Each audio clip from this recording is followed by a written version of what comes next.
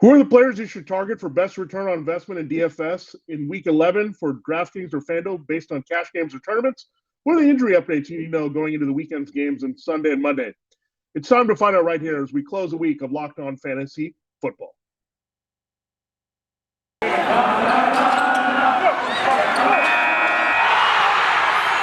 are Locked On Fantasy, your daily NFL fantasy podcast. Part of the Locked On Podcast Network. Your team every day.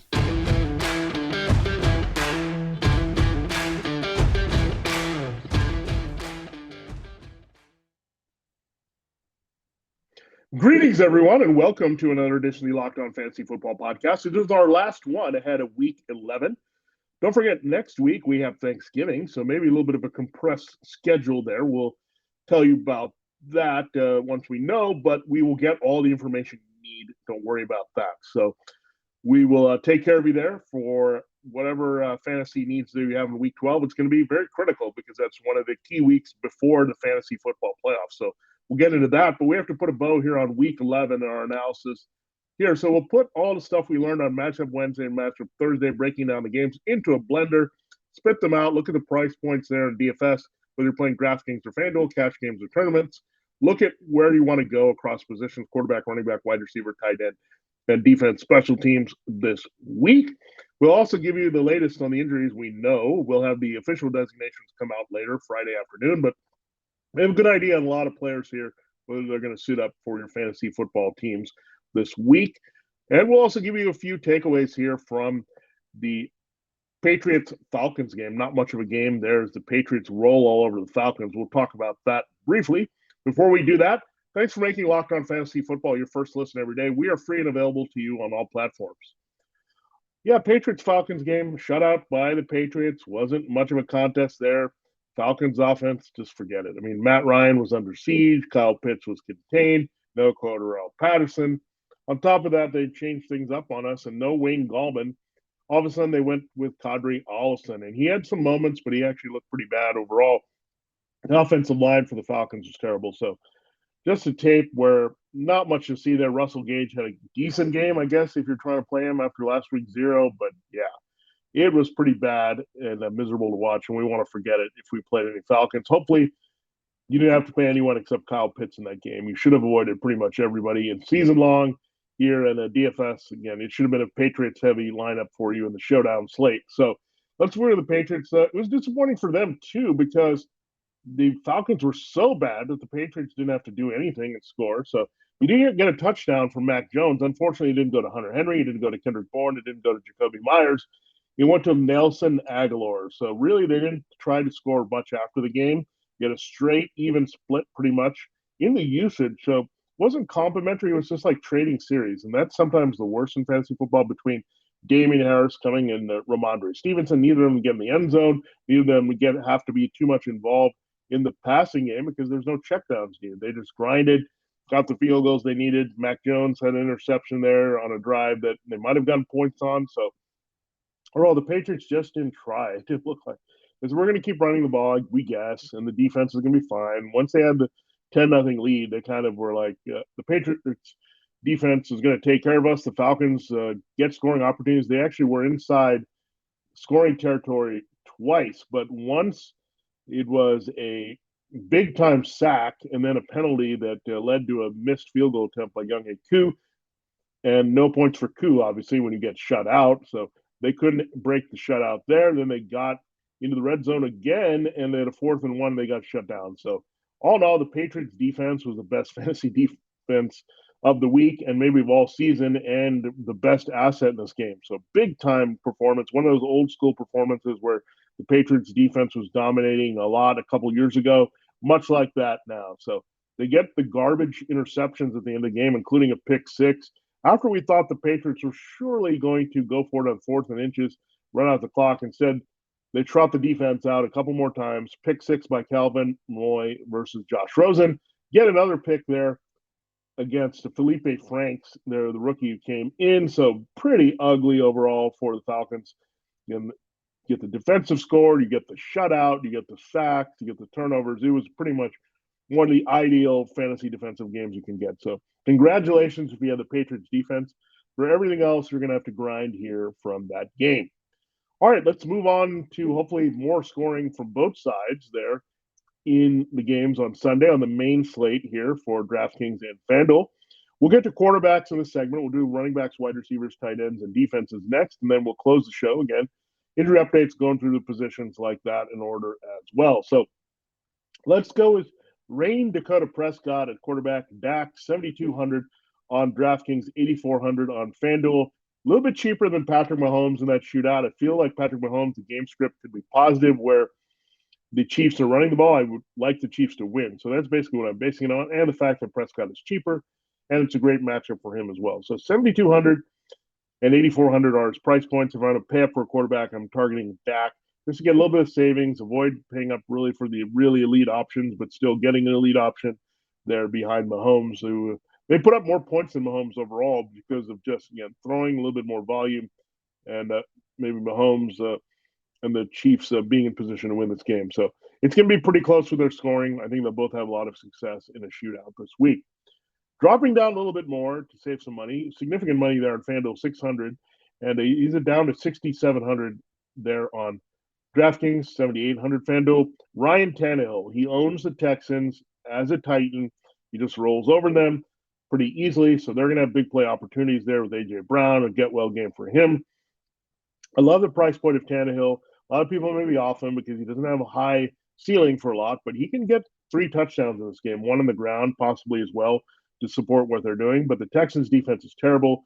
Tannehill's picked them apart pretty well. He's got now a second big play option there in Marcus Johnson, uses the tight ends well. So Ryan Tannehill at that price point I like as well this week. And Joe Burrow versus Derek Carr, that Bengals-Raiders game I mentioned there yesterday on the Matchup Thursday show, that you want to have shares of this game pretty heavily as well. There's going to be quite a bit of scoring, I think.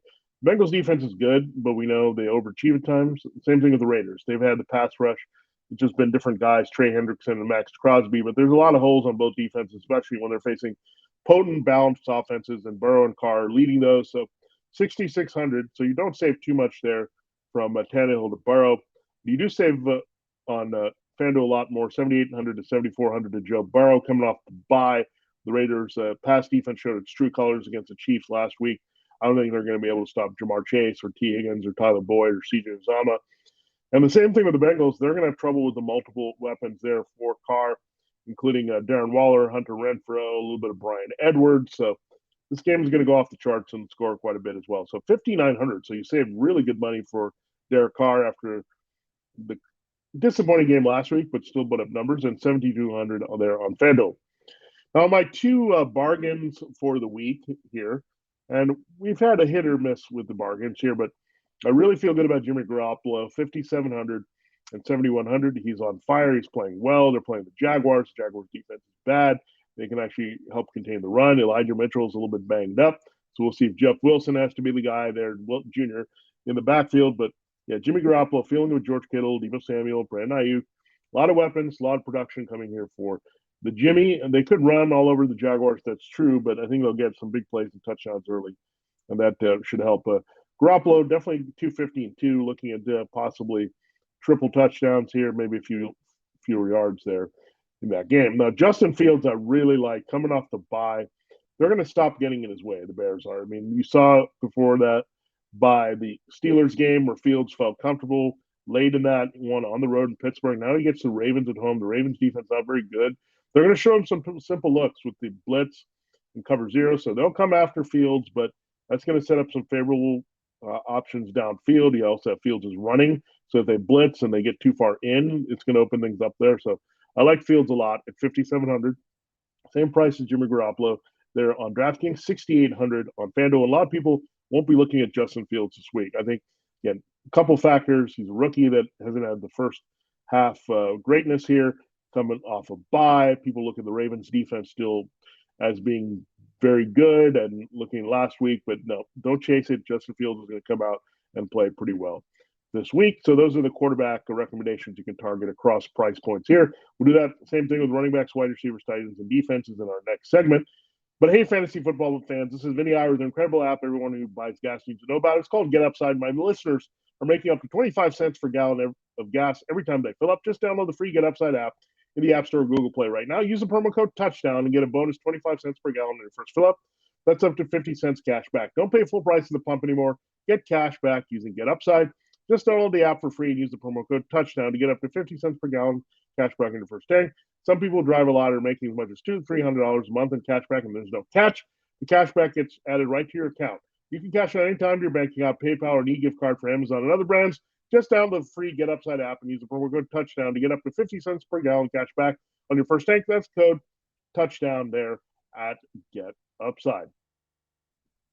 All right, time to continue the show and look at our DFS values here, starting at running back here through the non-quarterback positions. Thanks for making Locked On Fantasy Football your first listen every day. We are free and available on all platforms. All right, running back, Nick Chubb. Before we recorded, we want to get some information, more of that here. So Nick Chubb, 7,800 there on DraftKings, 9,000 even on FanDuel. Pay up for Nick Chubb if you can. He's well rested. We saw what happened last time when D'Ernest Johnson had to fill in when Chubb had the calf injury.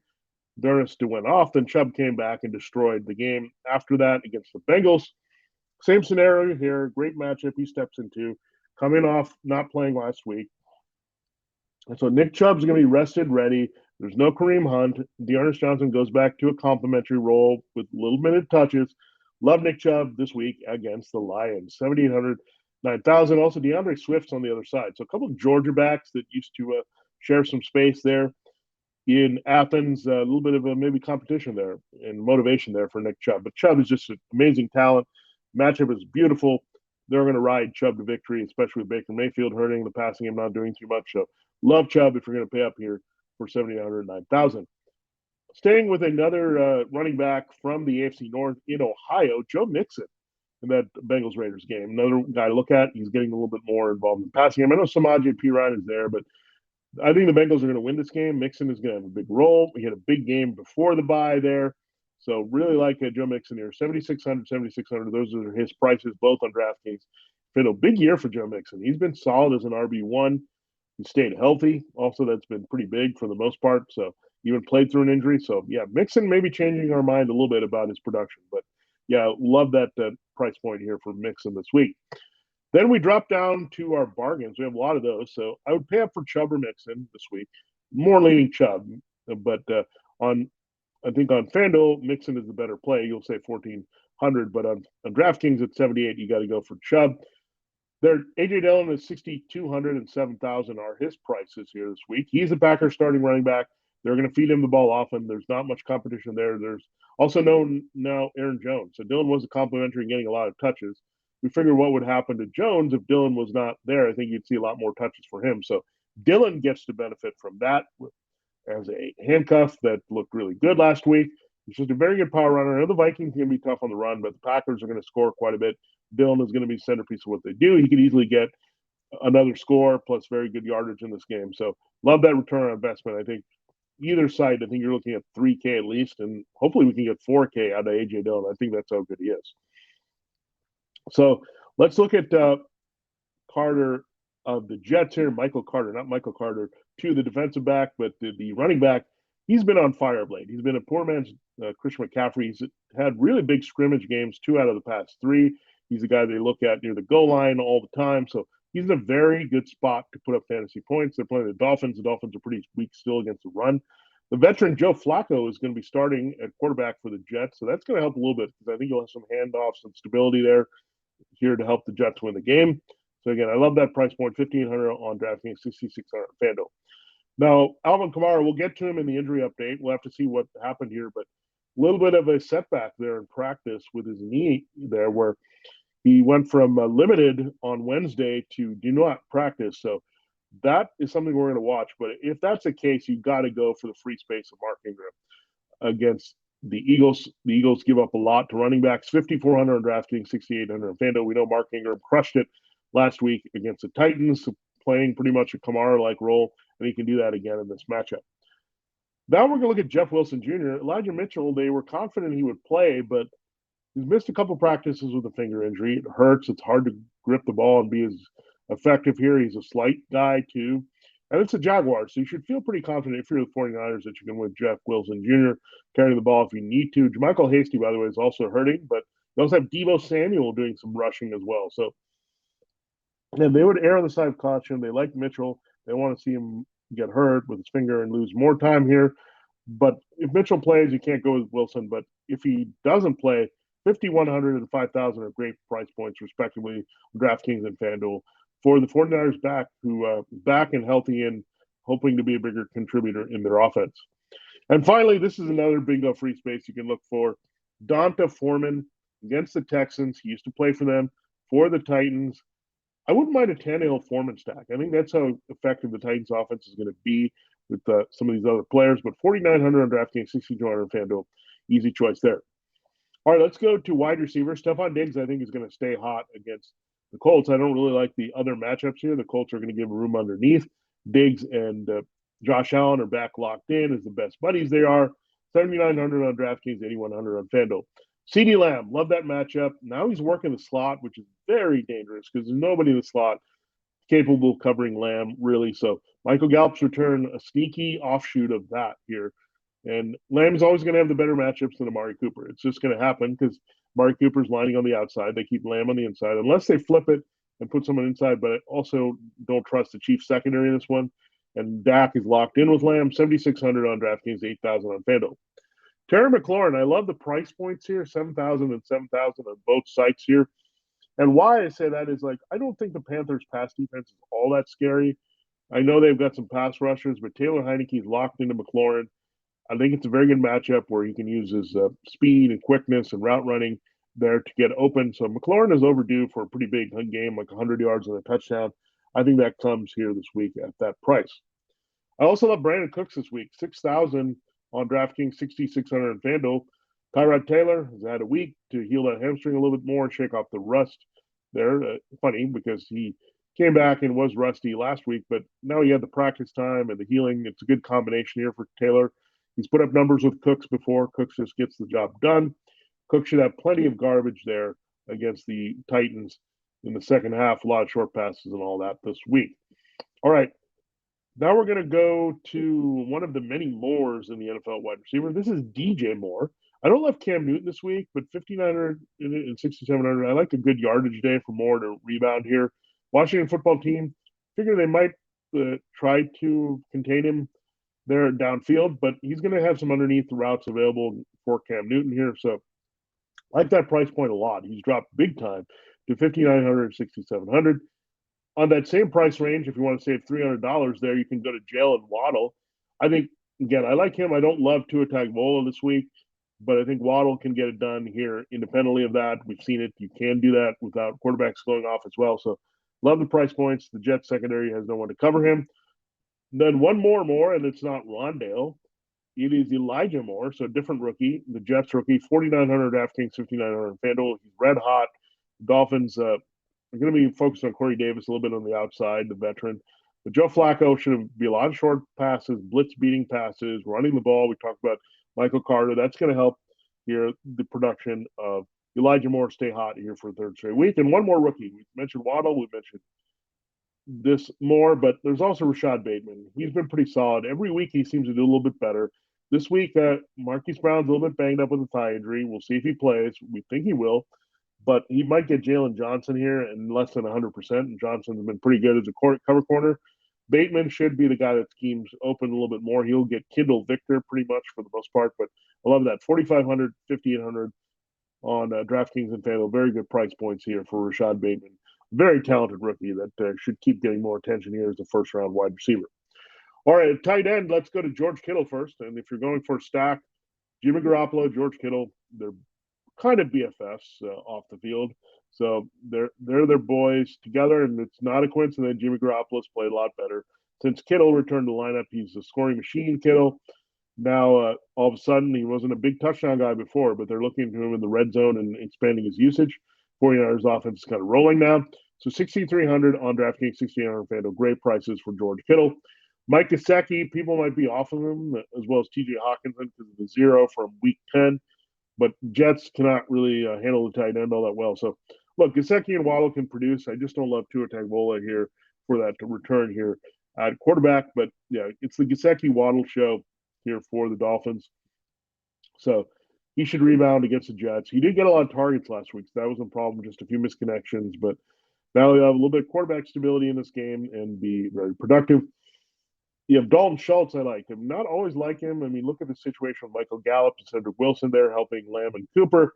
But the Chiefs give up a lot to the tight end. They just give up short things. I know last week they were focusing on Darren Waller, but you treat Darren Waller more like a wide receiver that you want to take out. Schultz is going to get lost all those other weapons for the Chiefs coverage with Lamb and Cooper and Gallup and Wilson and their backs and all that. So Schultz should have an opportunity there to get in the end zone again with a decent game from Dak Prescott.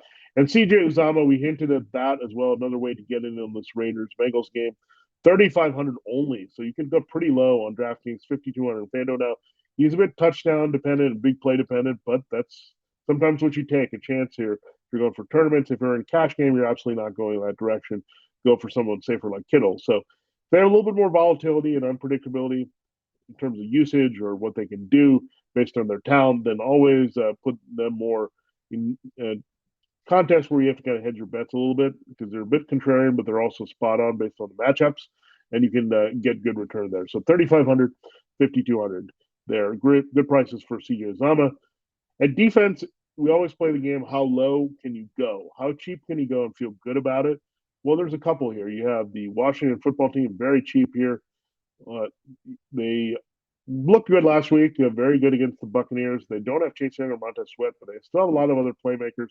Cam Newton could be rusty, making his first actual start. I know he produced last week, but that was the red zone gadget player. But regular snaps would be a different story.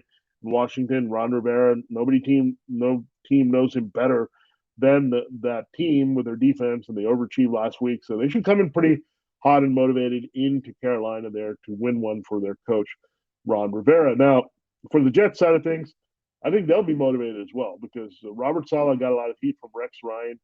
The defensive players and the scheme were called out as they try to compare Robert Saleh to Rex Ryan, and he didn't like it.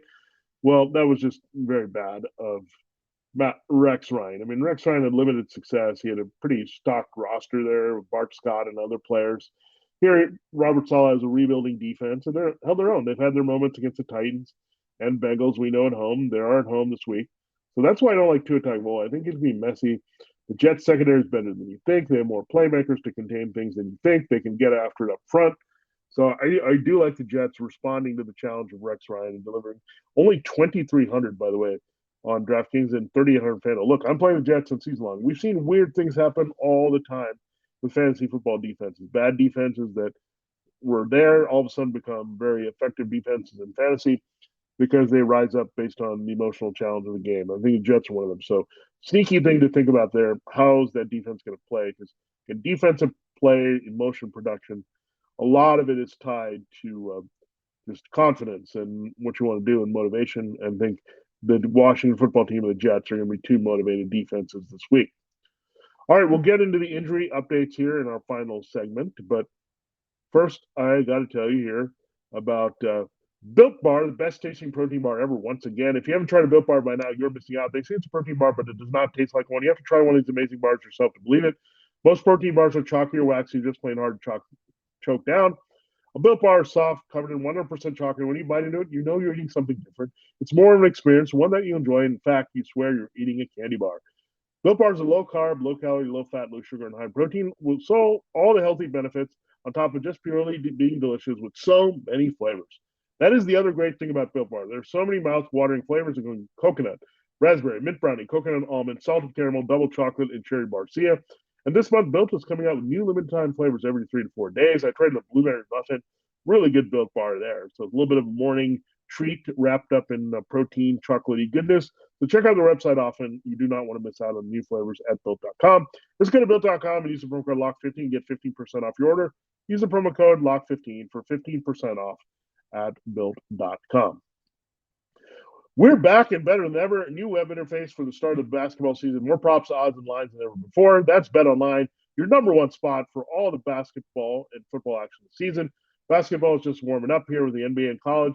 Football is wrapping up a little bit with college and NFL, but still plenty of action to get in there. And BetOnline has got you taken care of. Head to the new updated desktop or mobile website to sign up today and receive your 50% welcome bonus on your first deposit.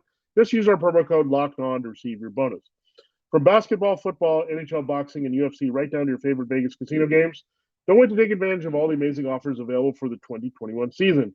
BetOnline is the fastest and easiest way to bet on all your favorite sports. Go to BetOnline. It's where the game starts. All right, time to wrap up the show here. Looking at the injury updates, we'll go down by position, what you need to know. Let's start quarterback. Good place to start is Arizona. Kyler Murray, they have some optimism he can return from the ankle injury. He's got a couple limited practice here, but we know how that goes. They do have a bye next week, so I think they would err on the side of caution with their franchise quarterback here, even if it means losing to Seattle. They have a bit of cushion here against the Rams in the NFC West, who are off. So they'll think about all that. They'll play Murray only if he's available. And if Colt McCoy is available, that could be a question mark, too. He's been limited with a pectoral injury. They have to go to Chris Streveler. I think they'll be less inclined, but they have gone 1-1 without Murray. So something to keep in mind for the Cardinals, and the Seahawks are not exactly lining it up either. Lamar Jackson has missed a couple of practices with non-COVID illness. He's supposed to be okay to play against the Bears, but it seems like he's sick. I don't know what's wrong here. Something's always happening with him when the weather changes, but again, he's going to play and have a good shot to produce well against the Bears. Baker Mayfield is now dealing with a foot issue on top of his left shoulder, knee contusion. He's going to play, but they'll probably be very run heavy and go Nick Chubb against the Lions. Speaking of the Lions, we've had Jared Goff miss a couple of practices with an oblique injury, the rare oblique injury for a quarterback. We'll see. Maybe it's David Blau time. Maybe it should have been David Blau time already with the way Goff has just been terrible in the way he's playing. So we'll watch that, but again, that makes us like the Lions even less. It actually might help us like TJ Hawkinson at this point a little bit more if Blau's in there just because of Goff and just really ruining him this season. Aaron Rodgers has missed 2 practices with a toe injury, but he should be fine. Everyone expects him to start and play at a high level against the Vikings. Deshaun Watson going to miss another game. What else is new? Tyrod Taylor getting a start off the bye. Another oblique injury for a quarterback, but Justin Herbert's fine. He's getting in full practices. He's good for that Steelers matchup, a QB1 this week. Tua Tagovailoa, left finger still bothering him. Jacoby Brissett is fine if he needs to play with the knee injury. But Tua, just keep that in mind. 2 limited practices so far. We'd like to see a full or some improvement here before you want to think about streaming him against the Jets this week. Taysom Hill could miss the game here for the Saints, and that could bump up the value of Mark Ingram more if Alvin Kamara misses. So that also helps the passing game because it's Trevor Siemian passing all game. So Hill not being out there would be a boost to Kamara or Mark Ingram in there against the Eagles in that very good matchup. The Jets are not going to have Zach Wilson in. He's been limited. He's trying to get back to playing, but Joe Flacco gets a start over Josh Johnson and Mike White against the Dolphins.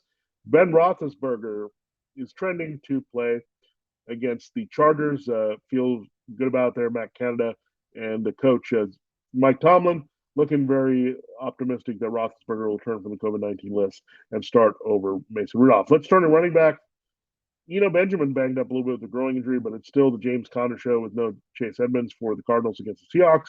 Latavius Murray looks like he's primed for return here. They released Le'Veon Bell in Baltimore, so that should tell you that Murray is back to share the duties here with Devonta Freeman, maybe get slight lead work over Freeman. But Freeman's also looked pretty good here, replacing Murray.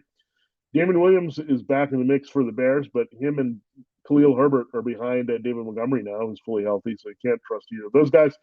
Nick Chubb, like as we mentioned, good to go here with the clearance to return for 1 week COVID-19 absence there for the Lions game. Smash spot there for him. Ezekiel Elliott is fine with the knee contusion. He's going to play against the Chiefs. DeAndre Swift is fine with the shoulder injury. Behind him, Jamar Jefferson, the rookie, has an ankle issue, so probably going to miss the game. Jamal Williams looks like he might return to flank Swift from his thigh injury. Aaron Jones is not going to play for the Packers. A.J. Dillon, feature role coming for a while, starting with the Vikings game. James Robinson adds a knee issue to his heel issue, but got a limited practice. He's on track to play there from the Thursday session for the Jaguars. Josh Jacobs has a knee issue, limited practices, but he's fine for the Bengals. Jalen Richard, we thought he was definitely going to miss a game, but ribs injury there is tricky. So a lot of Jacobs, a lot of Kenyon Drake there, especially with Alec Ingold, the fullback, out with a knee injury. We also look at Justin Jackson returning for the Chargers. We'll see. That probably hurts Larry Roundtree. Any kind of value he has. He scored last week there behind Austin Eckler. It's a good matchup. The Steelers' run defense is weaker than you think. So Jackson can get a few touches, but still, he's now back to being the preferred number 2 there for Eckler if you need it. Alvin Kamara, again, we talked about the setback there in practice. We'll see how it goes. He could still sit up with limited practice and all that before the Eagles game, but if it's not, you got to pivot hard to Mark Ingram. Hopefully, if you're a Kamara manager, that you have Ingram now locked in, loaded behind him. Saquon Barkley still limited with an ankle issue. I don't get it. He had the bye week. I don't get it at all. You should play against the Buccaneers, whose run defense is a little bit weaker without Vita Vea. So Barkley is a good play as an RB2. Devontae Booker, they need Barkley because Booker has a hip injury here. So something to keep in mind there to see how this backfield plays out. Jordan Howard has an ankle injury for the Eagles. He'll play, but the matchup is tougher to trust there. The Saints, ribs and a finger injury for Elijah Mitchell. We said they were optimistic in play. We'll see if he can go against the Jaguars. Jermichael Hasty's not going to go with an ankle injury. So, again, looking good here for Jeff Wilson Jr. having a key role as a power back for the 49ers against the Jaguars. Alex Collin for the Seahawks, just not a good replacement for Chris Carson. It hasn't been Chris Carson. Neck injury we knew could linger. It has, and the growing injury is lingering for Collins, hurting his production. Jeremy McNichols, this is why I like Dante Foreman a lot in DFS. Foreman has been better than Adrian Peterson. McNichols has a concussion, so he could miss the game. Foreman looked good as a receiver last week, so that'll help his value as well. Antonio Gibson will keep playing through the shin injury for WFT against the Panthers. DeAndre Hopkins, hamstring, is going to miss the game against the Seahawks. Marquise Brown missed 2 practices. We'll see what happens on Friday, but they're optimistic he'll play with his thigh injury against the Bears. Rashad Bateman just battling ills, but he'll play. Cole Beasley going to play with the ribs. Don't like the matchup there against the Colts. Darnell Mooney, I love the matchup against the Ravens. He has a foot injury, but he's good to go. Allen Robinson will see 2 missed practices. He hasn't been very good. Actually had a decent game before the bye. Watch the hamstring injury, and if he can go this week. Jarvis Landry has a knee issue there, but he'll play through it against the Browns, but you really can't feel good about any Browns receiver. Again, it's Detroit, so maybe some hope there, but Baker Mayfield or Case Keenum, it's not a lot of high passing volume I would expect with a lot of Nick Chubb again against this Lions matchup. Amari Cooper is good to go with his hamstring. CeeDee Lamb has a triceps injury, but he's good, and Cedric Wilson will also play. It's a lot of weapons there for Dak. That's why we like him in DFS and season long this week. The Packers have an interesting wide receiver situation. Devontae Adams has a shoulder injury, but he'll play through it. Allen Lazard has been sidelined, and so is Malik Taylor. So they could be thin again for Aaron Rodgers. Marcus Valdez-Scantling also dealing with a hip issue, but only a Packers wide receiver I would start is Devontae Adams. Tyreek Hill, one of the Chiefs receivers, and the only Chiefs receiver I would start. Went full with his growing injury. He's fine for the Cowboys. Keenan Allen has a knee injury, but he's played through it, and he's fine for the Steelers. No missed practices so far. Adam Thielen also a full practice again here for the Vikings. He's good to go for the Packers. Sterling Shepard, what else is new? New injury with the quad coming off a bye. I don't get it. Not LT doesn't look good against the Buccaneers. Like Kadarius Toney a lot as a sleeper this week. Ty Montgomery is going to probably miss the Saints game against the Eagles. Doesn't really matter. It's Deontay Harris and Marcus Callaway and others there, including Traquan Smith handling the wide receiver situation for the Saints. Devonta Smith playing through the elbow injury again for the Eagles against the Saints. You have Chase Claypool with the toe injury. He's on track to return against the Chargers. Tough matchup, but I think Claypool can get going. Deebo Samuel, knee injury, limited. They're just very careful with his reps. He's in a great smash spot against Jaguars. So another stack you can look at beyond Kittle and Garoppolo is looking at Samuel and Garoppolo, but you're going to have to pay a little bit more to get Samuel in your lineup. DK Metcalf is going to go with the foot injury for the Cardinals game there for the Seahawks. Chris Godwin going to keep playing with the foot injury, but Antonio Brown will have to see. He's got to do some things here the next couple of days to play on Monday night. That ankle injury, Terry McLaurin is fine with a shoulder injury. Curtis Samuel, what else is new? He's missing another game with his growing injury. A tight end, not a lot to be concerned with. Jack Doyle should be available there for the Bills game. Travis Kelce, fine with the neck injury for the Chiefs against the Cowboys. Dallas Goedert is one we're watching. He didn't practice on Wednesday, but did get a limited session there, so maybe he'll be cleared in time to play for the Saints. It's a tough matchup, however.